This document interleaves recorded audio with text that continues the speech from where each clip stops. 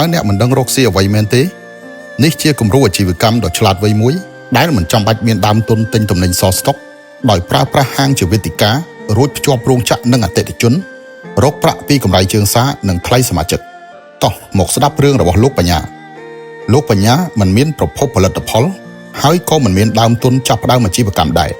ប៉ុន្តែលោកបញ្ញាប្រើគំនិតអាជីវកម្មពិសេសមួយដើម្បីបង្កើតគំរូអាជីវកម្មក្នុងរយៈពេលតែ1ឆ្នាំគាត់អាចរកលុយបានលើសពី2លានជំហានទី1ជួលហាងគាត់ជួលហាងមួយនៅកន្លែងដែលមានមនុស្សដើរច្រើនជំហានទី2ចរចាជាមួយរោងចក្រ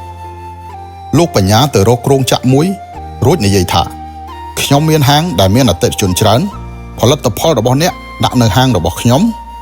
តម្លៃចេញពីរោងចក្រប៉ុន្មានខ្ញុំលក់ប៉ុណ្ណោះបែបនេះបរិមាណលក់នឹងបានច្រើនណាស់ឧទាហរណ៍ខ្ញុំលក់ទំនិញ$100អ្នកគ្រាន់តែផ្ដល់ឲ្យខ្ញុំពី$5ទៅ$10ជាកម្រៃជើងសាររោងចក្រពេញចិត្តក៏យល់ព្រមជំហានទី3ពង្រីកដៃគូ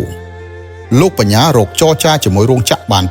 200ហើយផ្សព្វផ្សាយយ៉ាងទូលំទូលាយថាទំនិញទាំងអស់នៅក្នុងហាងនេះលក់តម្លៃចេញពីរោងចក្រដោយសារតែតម្លៃថោកគឺបានតាក់ទាញអតិថិជនជាច្រើនជំហានទី4ប្រព័ន្ធសមាជិកលោកបញ្ញាគិតថានេះមិនទាន់គ្រប់គ្រាន់ក៏បង្កើតគំរូថ្មីមួយទៀតគឺបើអតិថិជនចង់ទិញទំនិញត្រូវចំណាយ$200ដើម្បីក្លាយជាសមាជិកហាងជាមុនសិនដោយសារតម្លៃផលិតផលថោកមនុស្សគ្រប់គ្នាក៏ចុះឈ្មោះជាសមាជិកជាលទ្ធផលក្នុងរយៈពេល1ឆ្នាំបានសមាជិកលើសពី10000នាក់ដោយមិនរាប់បញ្ចូលកម្រៃជើងសារលោកបញ្ញារកលុយបានលើសពី2លានតើអ្នកគិតយ៉ាងណាអំពីគំរូអាជីវកម្មមួយនេះប្រសិនបើអ្នកចាប់អារម្មណ៍នឹងការរកលុយ